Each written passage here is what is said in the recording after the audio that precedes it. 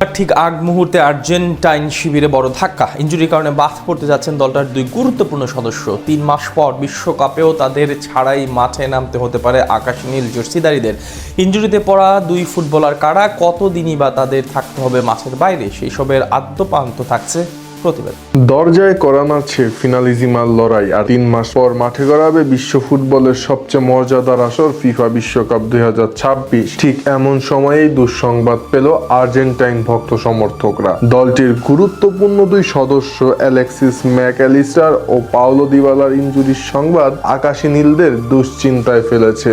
চোটের এই মিছিল আর্জেন্টিনাকে কতটা ভোগাবে এবং মাঠের লড়াইয়ের প্রভাব কতটুকু পড়বে তা নিয়েই এখন চলছে জল্পনা কল্পনা। আর্জেন্টাইন ফুটবলে পাওলো দিবালাকে ধরা হয় শৈল্পিক ফুটবলের অন্যতম এক কারিগর, কিন্তু ইনজুরি যেন তার ক্যারিয়ারের ছায়াসঙ্গী হয়ে আষ্টে পৃষ্ঠে রয়েছে। বৃহস্পতিবার অনুশীলনের সময় মাসেল ফ্যাটিক থেকে শুরু হওয়া অস্বস্তি শেষ পর্যন্ত দুঃসংবাদের রূপ নিল এএস রোমার এই ফরওয়ার্ডের জন্য। পরীক্ষায় দেখা গেছে তার হাঁটুতে অস্ত্রোপচার প্রয়োজন, যার ফলে তাকে কমপক্ষে 1 মাস মাঠের বাইরে থাকতে হবে। আর এই 1 মাসের বিরতি দিবালার জন্য হতে পারে অপূরণীয় এক ক্ষতির কারণ, কেননা স্পেনের বিপক্ষে মর্যাদাপূর্ণ ফিনালিজিমার লড়াইয়ে তাকে ছাড়াই মাঠে নামতে হবে আর্জেন্টিনাকে। আর এই ম্যাচের স্কোয়াডে জায়গা হারালে বিশ্বকাপ স্কোয়াডে ঢোকা অনেকটাই কঠিন হয়ে পড়বে 32 বছর বয়সী এই আক্রমণ ভাগের ফুটবলারের জন্য, কেননা অস্ত্রোপচারের পর ফিরে এসে খুব অল্প সময়ে নিজের ফিটনেস প্রমাণ করা এই গোল্ডেন বয়ের জন্য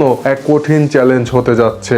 উল্লেখ্য যে মাঝমাঠ থেকে আক্রমণে তার সৃজনশীল পাস এবং ডিবক্সের বাইরে থেকে নিখুঁত ফিনিশিং আর্জেন্টিনাকে স্বস্তি দিতে সক্ষম। তবে ইনজুরির কারণে শেষ পর্যন্ত যদি ডিবালা ফিনালিজিমা ও বিশ্বকাপের দলে সুযোগ না পান, তবে ডিবালা ও আর্জেন্টিনা উভয় পক্ষই দারুণ কিছু থেকে বঞ্চিত হতে চলেছে। অন্যদিকে ডিবালার দুঃসংবাদের রেশ কাটতে না কাটতেই শুক্রবার রাতে আকাশী নীল শিবিরে এলো আর এক ধাক্কা। এফএ কাপে উলফসের বিপক্ষে ম্যাচে প্রতিপক্ষ স্ট্রাইকারের স্পাইকের আঘাতে ইনজুরিতে পড়েছেন অ্যালেক্সিস ম্যাকঅ্যালিস্টার। লিভারপুলের এই মিডফিল্ডার বর্তমান আর্জেন্টিনা দলের এক অবিচ্ছেদ্য অংশ।